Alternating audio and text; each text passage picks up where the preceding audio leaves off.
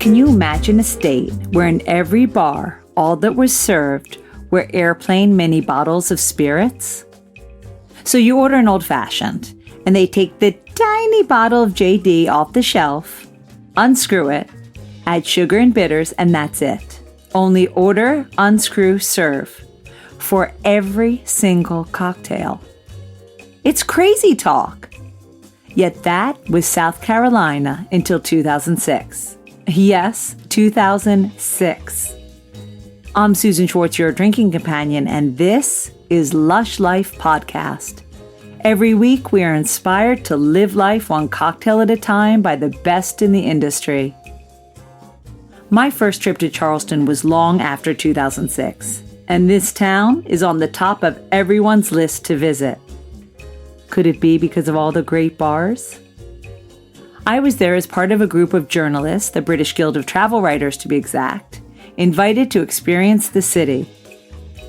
The first thing I did was research all the bars that could not be missed. And I put all I found into my Lush Guide to Charleston, which you can find on my blog, lushlifemanual.com.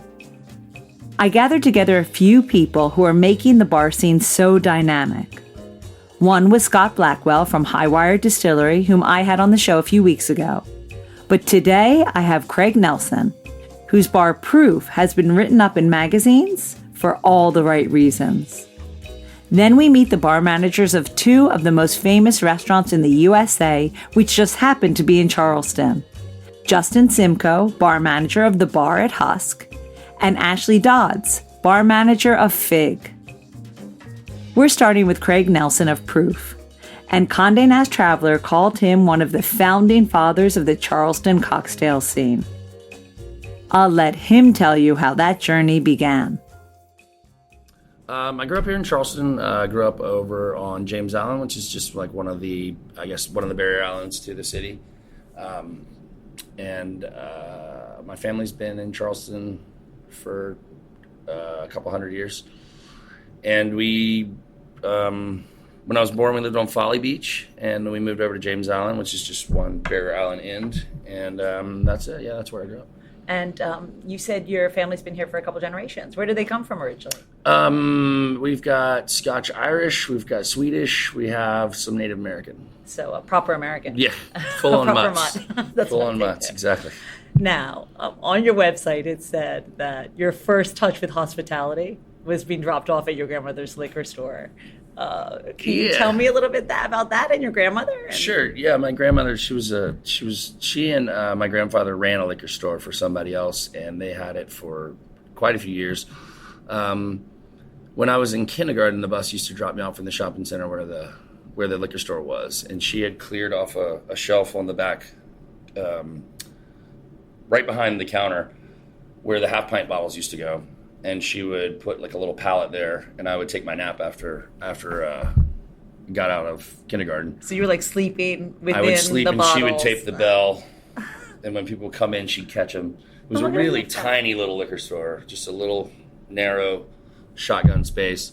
And then when I would get up, I would dust bottles and organize and move things around, and that was. And how long were you dropped off at your grandmother's? Like until what age? I don't know. I think probably at least through first grade, but then my little sister started going to school, so I started walking her back and forth. She's a couple years younger than me, so once she started going, we would walk to school together. So she wouldn't sleep in the liquor store? No, she didn't sleep in the liquor store so much. Yeah, we were taking care of each other at that point in time. So you were really familiar with kind of drinking culture even quite young. It wasn't anything that was hidden from us. I would definitely say that.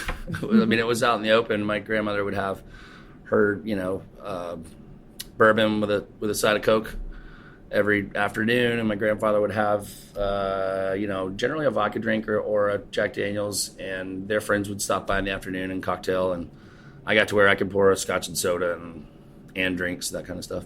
And how old were you at that? Probably 7, 8, 9. I love it. You were like already a bartender. I was totally into serving. I thought it was the coolest thing. So was that something that this was something that you knew that you would do literally from the get-go? I don't know if I really put it together like that. I don't think I really knew that it was a job. I just really enjoyed the entertaining part and getting stuff and pleasing them and getting the proportions right, because I thought that was really cool.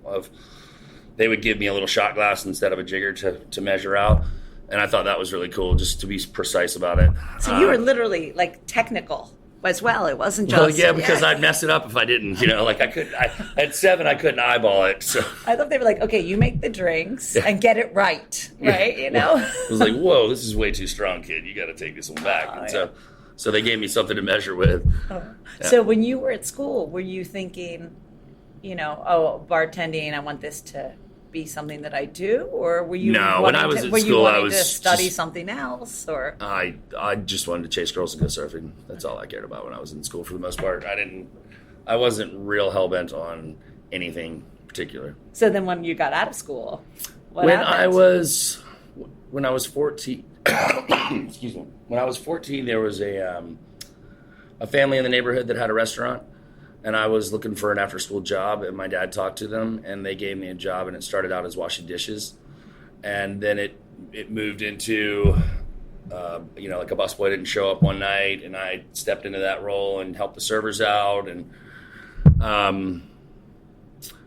I really enjoyed it. I really enjoyed being in the front of the house, really enjoyed kind of the service aspect of it. And I guess it came back around to what I enjoyed as a little kid, and so then it just kind of stuck with me from there on. And did you just stay in restaurants? I did. Then? I pretty much stayed in food and beverage from then on. Uh-huh. And when did you feel that, bartending was where you were going to go from there? I think after I got burned as a manager for other people a few too many times. You mean like a restaurant manager? Yeah. Once I realized that was not in my best interest to put in that much work for that little money, I was like, I think I'm just going to stick to bartending. You guys can. Had you bartended before? I think I got my first bartending, like official bartending gig when I was 21. Mm-hmm. So it was as early as I could get it. And what kind of things were you making? Just, your standard? Just like a vodka cranberry. I worked at a great place that was super family neighborhood barbecue. But they did Shag the dance, like the shagging dance. They do that every Wednesday night, and they had $1 Budweiser cans. And I think it was like $3. It was mini bottles back then, so that's all we could serve. So we really couldn't mix a proper drink. And that went on until 2006. So what, in the state of the whole state of South Carolina, you could only serve a drink using one mini bottle? Mm-hmm. Yep. You could make it could you make a 2 mini bottle drink. The mixing proportions, if you open up the mini bottle, you had to use the whole thing. So you couldn't really get a proper cocktail. So, but were there bottles? There must have been bottles of alcohol in bars, or is it just mini? The only thing that we had up until 2006 were mini bottles. That's it, the entire state. Oh my goodness. Yeah, the January 1st, 2006 is when we switched over to, you have the option. You can still have mini bottles if you'd like. Mm. But... so is everything kind of proportioned that way? With mini bottles, like every cocktail in South Carolina? It was. It was then. Now it's now it's just free range. Free range. You can make a drink, a proper drink. I didn't realize that. 2006. Yep. 2006. So up until then, bartending was just about your speed and your hospitality in this state. Really, it wasn't about mixing anything properly. It was just about getting people's drink to them and, providing them service, being happy, and remembering all the other aspects that go into it outside of mixology. Mm-hmm. Well, before 2006 then, of course that is, quite early in this cocktail culture that we have now, it being about, 13 years ago. Mm-hmm. Were you ever thinking about, the quality of the ingredients or, that, like when did that germ of, just making the people happy with a vodka tonic I'm going to create something? Yeah, I started reading about, I don't remember what publication it was, but I read an article about a guy named Sasha Petrosky that had Milk and Honey, and I just kind of was like, whoa, wait a second, that sounds super cool. And then I read a little bit more, and I found Dale DeGroff and a couple, it was like spiraled into this dark web after I read this one article, and it was the people that he mentioned, and then I started reading about them, and then I got really inspired by that and took a couple of trips up to New York to check out the cocktail scene and just kind of put it on a back burner, but like, this is something I want to do. And I started really focusing and trying to learn as much as I could then. And when were you able to actually practice it here in Charleston? You know, what was your first job where you could do that? I'm trying to think timeline-wise. Or place-wise? There was a place called Fez on James Island that was a French-Moroccan restaurant that was away from the city. I'd been downtown and worked at a lot of the bigger, more popular restaurants, not necessarily bartending, but managing. And then I worked at a Spanish restaurant that was super high volume and really, really, really popular and had like a disco in the back, and it was a lot of fun, but we couldn't really mix too much then because of the speed. And when we did the place on James Island, I came in as kind of an operating partner, and we were able to start putting some drinks behind the bar. It was some of the things we were doing. What do you think you took away from New York that you wanted to definitely bring here? Were there like a few things that you saw while you were there that you said that? God, there were so many things. I still love New York so much. Just the precision and the pride in taking in the cocktails, and having somebody like Sam Ross come up to your table and he doesn't know you from anybody and just sits there and takes the time to talk to you about what kind of drink it is that you want and let me fill you out, and then he comes back and it's absolutely perfect. Was like, I got to figure out how to do that. That's pretty cool.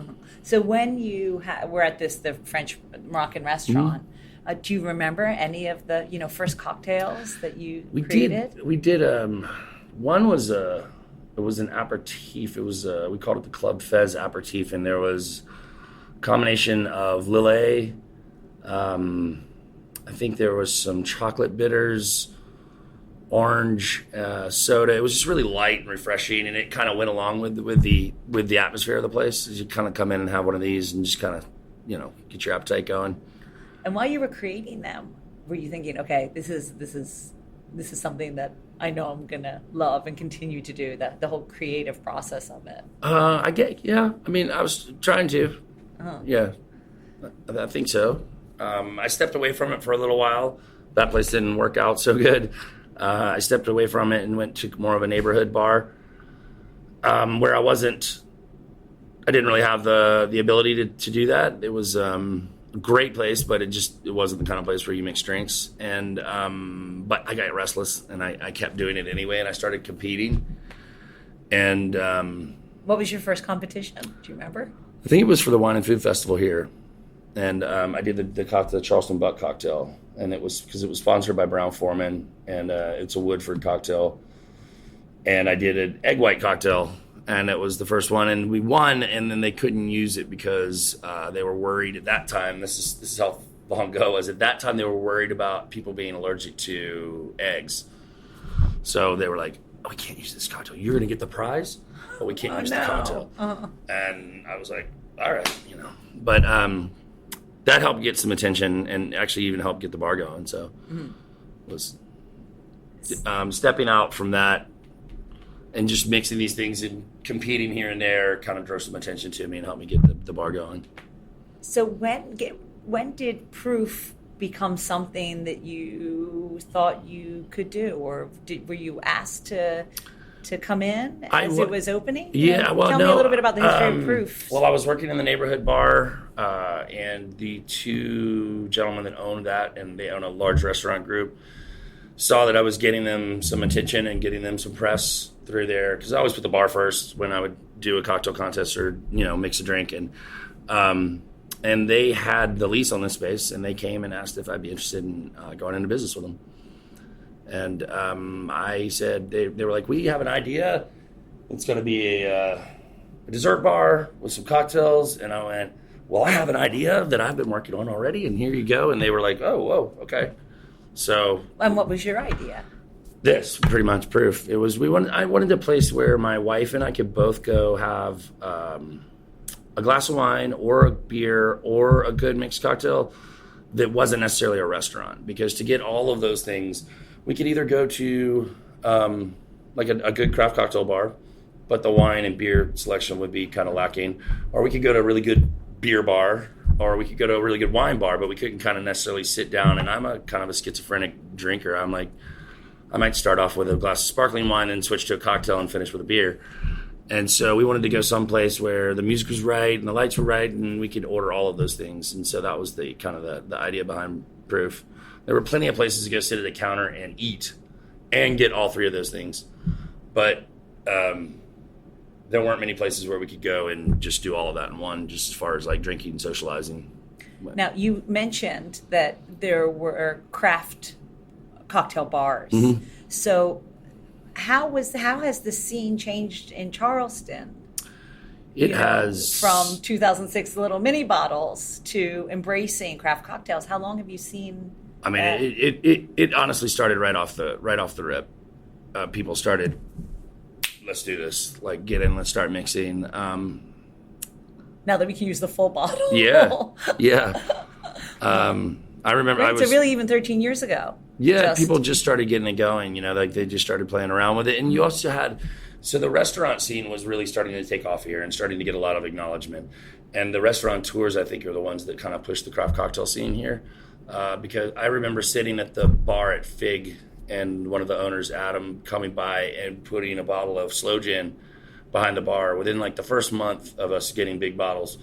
And the bartender looking at him and going, what do you want me to do with that? And he's like, in case somebody wants a slow gin fizz, we got slow gin now. And the bartender was like, I guess I need to learn how to make a slow gin fizz now. Like, all right, okay. But, Adam was like, we need to have this behind the bar. Mm-hmm. And so it really upped the ante for even all the bartenders. Oh, yeah. You just had to learn how to make things that you might never have had to make before. Yeah, absolutely. And then we had a lot of people starting to come to town because they could practice there. I mean, Charleston's a great city. So we had a lot of folks from New York, Boston, other parts of Chicago, different parts of the country start to move here because they're like, oh, now I can practice my trade, like it's not, I'm not going to this place where I'm just cracking mini bottles and taping my fingers up every night. But Charleston's a great city to live. And we started getting people from outside to come in and bring influence into and ideas. And when you first opened Proof, were you still competing as well at the same time? I was. I really used the competition stuff as a means of getting attention for us, PR. We don't normally do any advertising or anything like that. So the cocktail competitions were a really good way to get your name out and get noticed. And then what I came to find out is, like, especially in the cocktail world, it seems like it's a huge group of people, but it's really not that big. Everybody kind of knows each other. And if you network, you socialize, you make these connections, and people kind of take care of each other. We get people coming in from our friends in Seattle, and we do the same thing. When we have a customer that's going to Seattle, we go see Lindsay or, whatever. So it really pays off.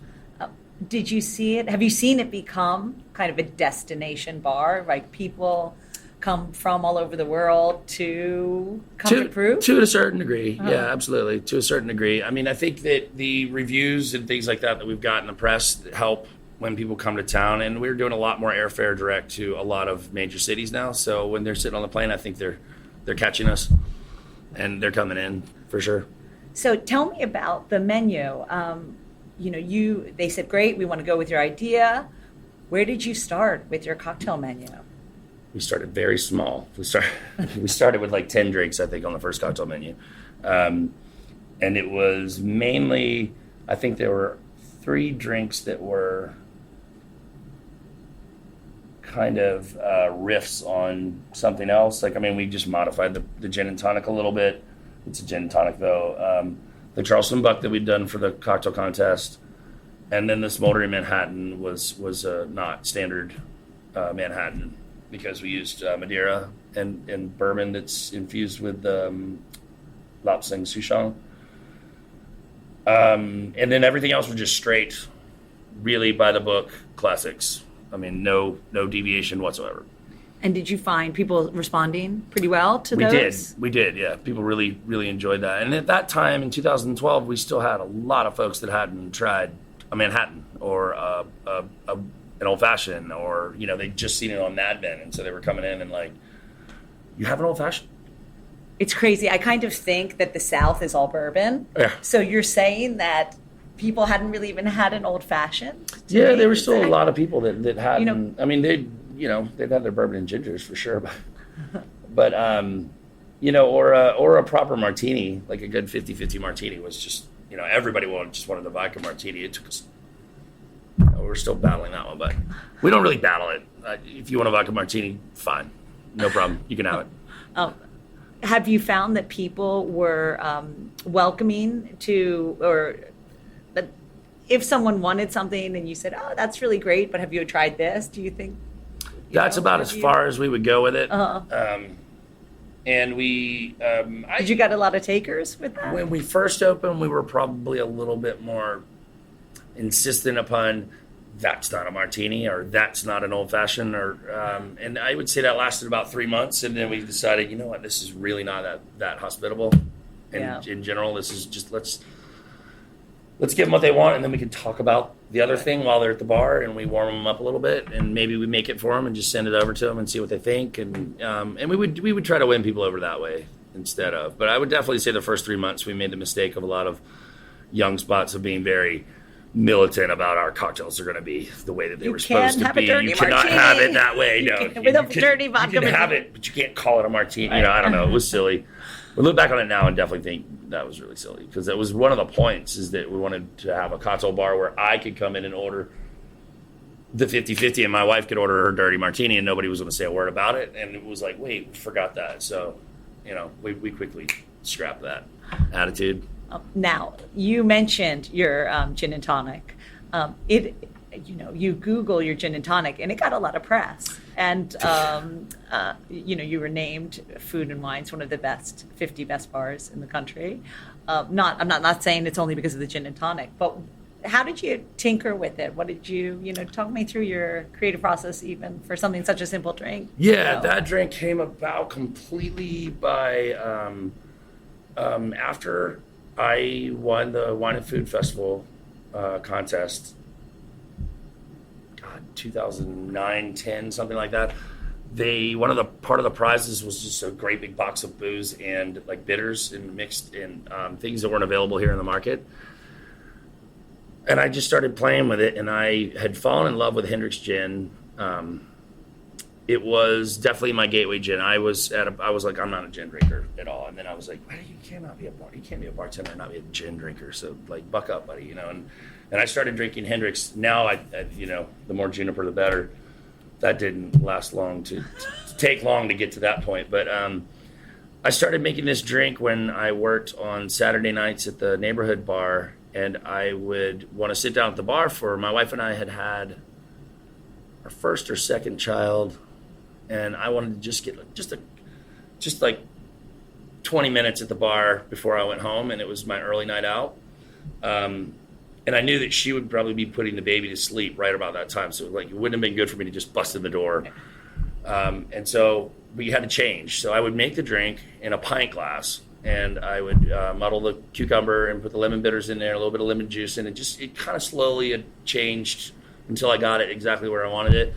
And I would go to the bathroom and change, and then when I come out, somebody had drank half of my gin and tonic, and it started happening like every single Saturday night. And I was like, oh wait, I think other people like this. And it would be one of the servers would come by, or the kitchen guys would come by, and they'd grab my pint glass and they just knock back half of it. So they were kind of doing me a favor. I didn't need the whole thing before I went home anyway. But I was like, well, I think this drink's gonna work. And so I brought it with me.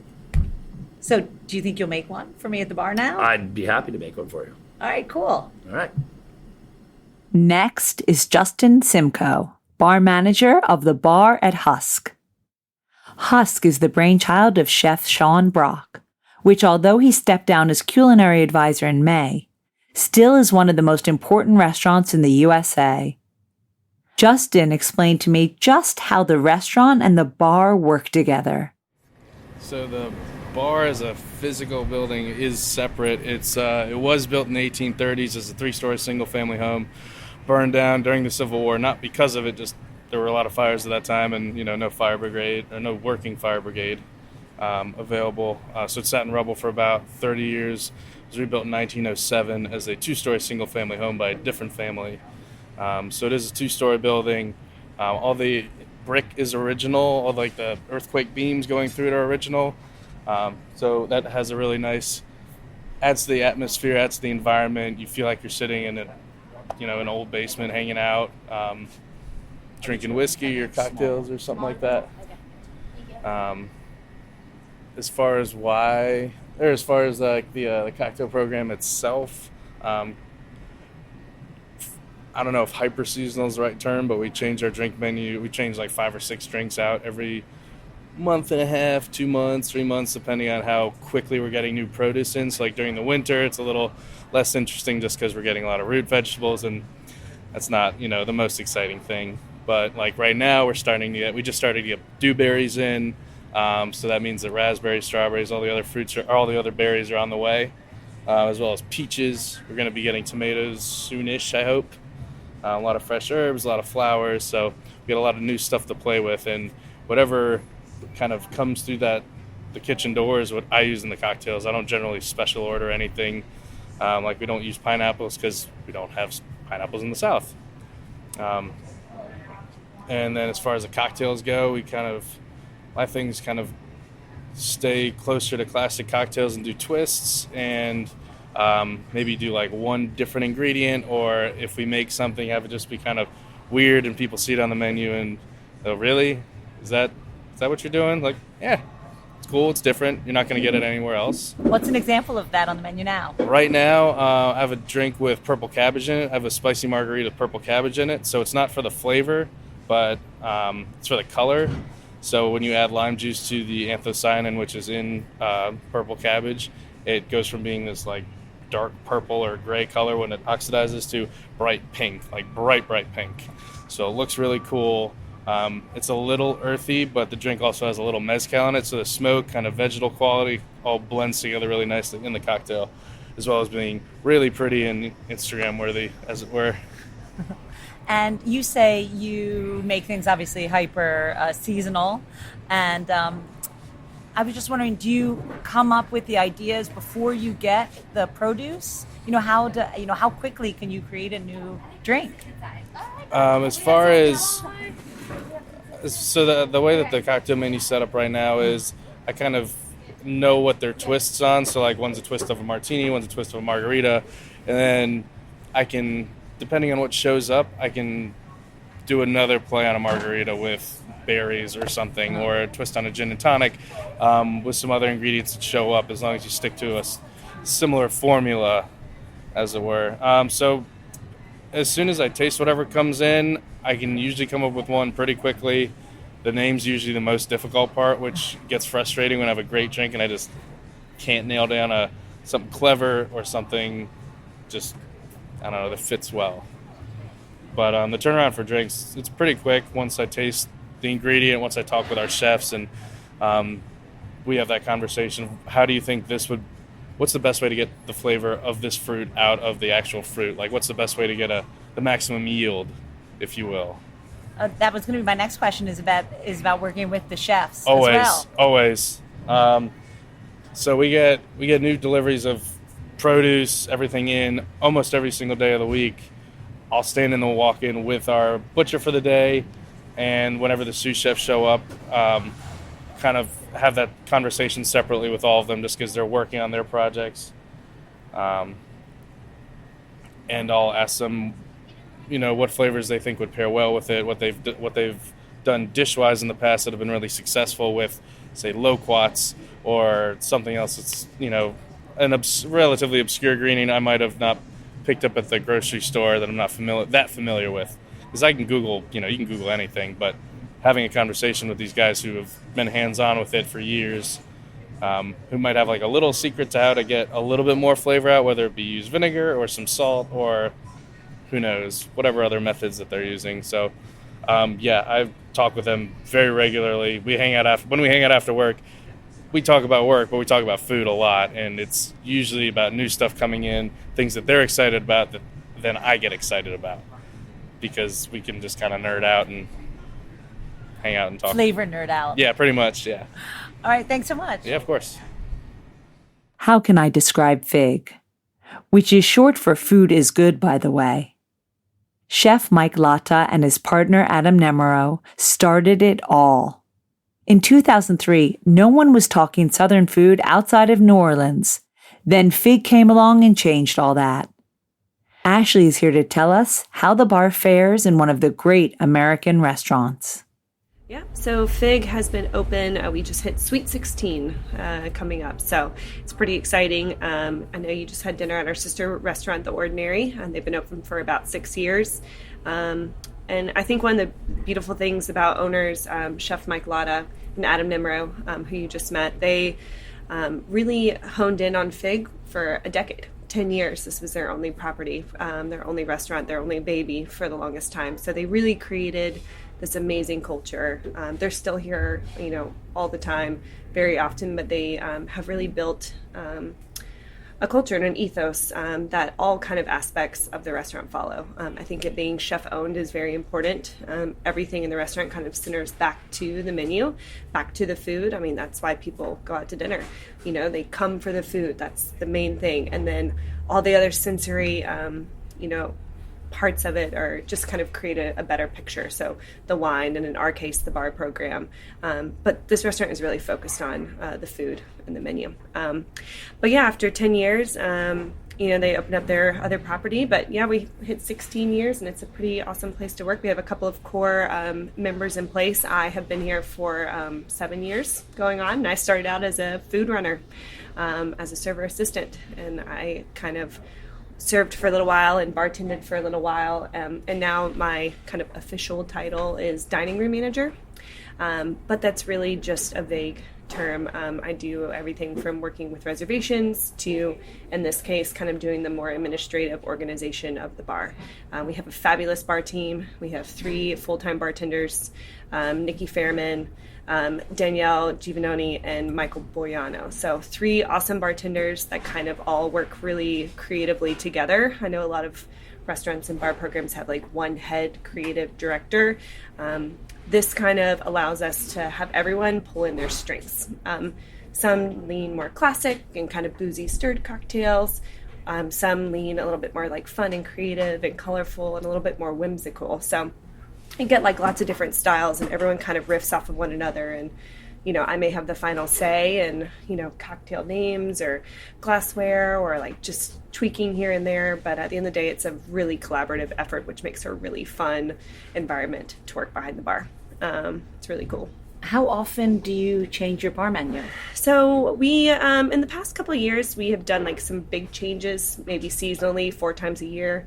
Right now, we're a little bit more kind of like our menu is updated and printed daily. We don't have where the whole menu will be cleared out and we'll put a whole new menu on. If you were to come here tonight and then come back 3 months later, the menu may look totally different.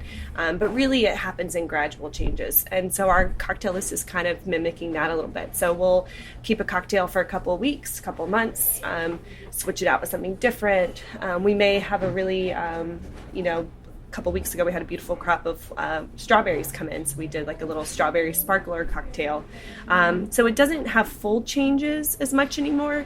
It's more of every couple weeks we just kind of shift and take things out, kind of an ebb and flow of the cocktail list. Some things will go away forever, some things will come back. It just kind of depends on what we're working on at the time. Do you guys work with the chefs as well? Not or so is much. It pretty separate? They help us out a lot as far as letting us know, like when the surplus of winter strawberries came in, it was a fun way for us to kind of utilize what they had a little bit extra quantity of. Right now we're using some seasonal produce like with cucumbers. It really just depends. They help us out with some like fresh herbs when they're getting really beautiful herbs in, or maybe, it's more of just them giving us a heads up and us kind of going from there. And chef likes to come in and taste, and his kind of like ethos as far as like food is concerned, you have to have all the components. You have to have the acidity, you have to have the structure of the cocktail needs to be there. But a lot of that is really based on food as well. One of our bartenders is a pastry chef, and so I think that's a really fun kind of draw between the culinary and the beverage side. You need all those aspects of the final product to make it work, all the right balances, the bitter, the sweet, the acid. You get people who come in and say, oh, we don't want a sweet cocktail. It's like, well, you do need a little richness to balance out that super bitter Amaro or the really bright acidity of the fresh lime or the fresh lemon or whatever you're working with. So, I would say that the chef doesn't really have a handle on the cocktail list too much, but his philosophies are definitely seen in the cocktail list, if that makes sense. So talk me through some of the cocktails that you have on the menu now. Yeah. And that's also really fun too. Morgan, who is our general manager, Morgan Calcote, she's also our kind of wine buyer. We started to see a lot of like wine-based spirits come into play. And I think that's really fun. We're known for our food and some of our, Best Chef awards, also our Outstanding Wine Program Award and things like that. Like, people know us for food and for wine, and it's really fun to kind of pull those elements into the cocktail list as well. So you'll see like a lot of vermouth or aromatized like wine-based spirits throughout the cocktail list right now. Like this Rosso vermouth and the Bianco vermouth, we're using Monte Rosa. He's an amazing actual just like wine producer, but then he makes these two vermouths using aromatics and herbal kind of components. He actually like grows a lot of them on his farm. It's pretty amazing. His name is Danielle Garella. It's pretty awesome. So you're seeing some of that. We like the Southern Shandy right now.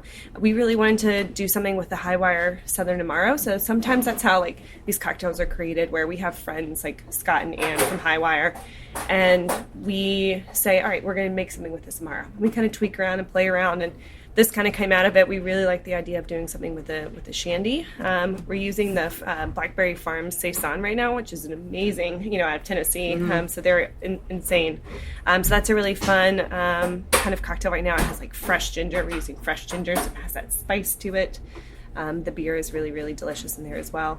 The Cheshire Cat, this is definitely our more like whimsical, fun, kind of imaginative cocktail.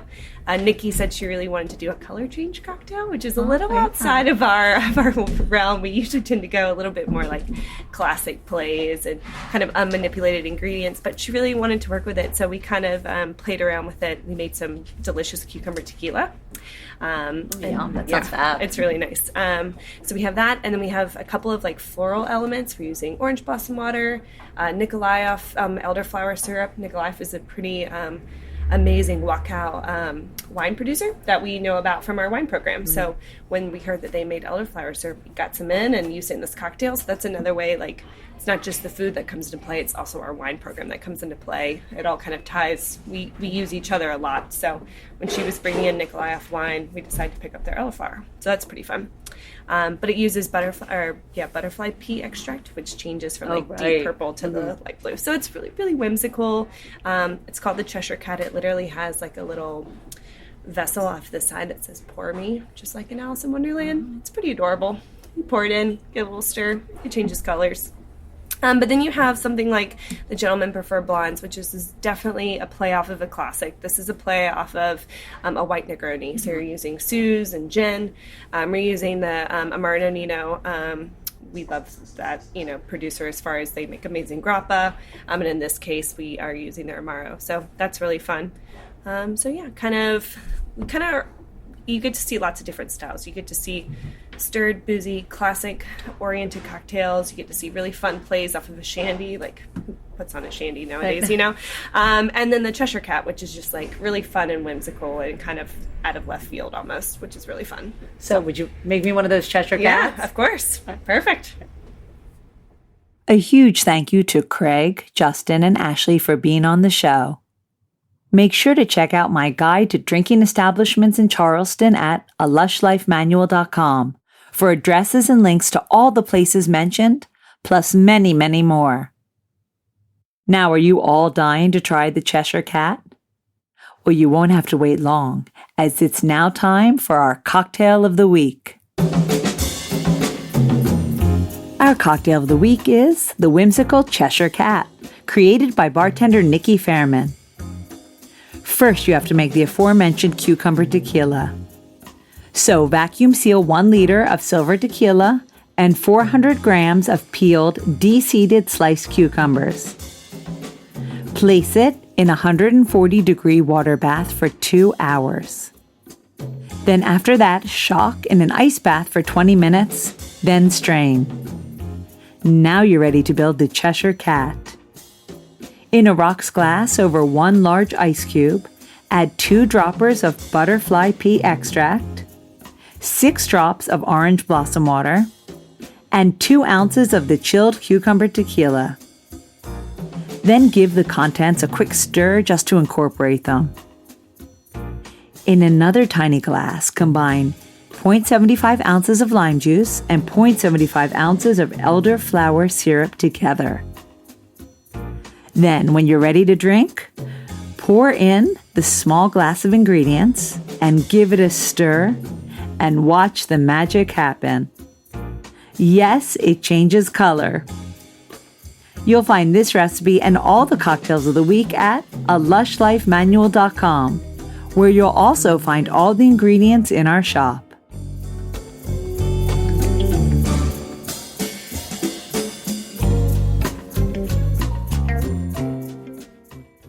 Next time, we're behind the Westbury Hotel's Polo Bar in London.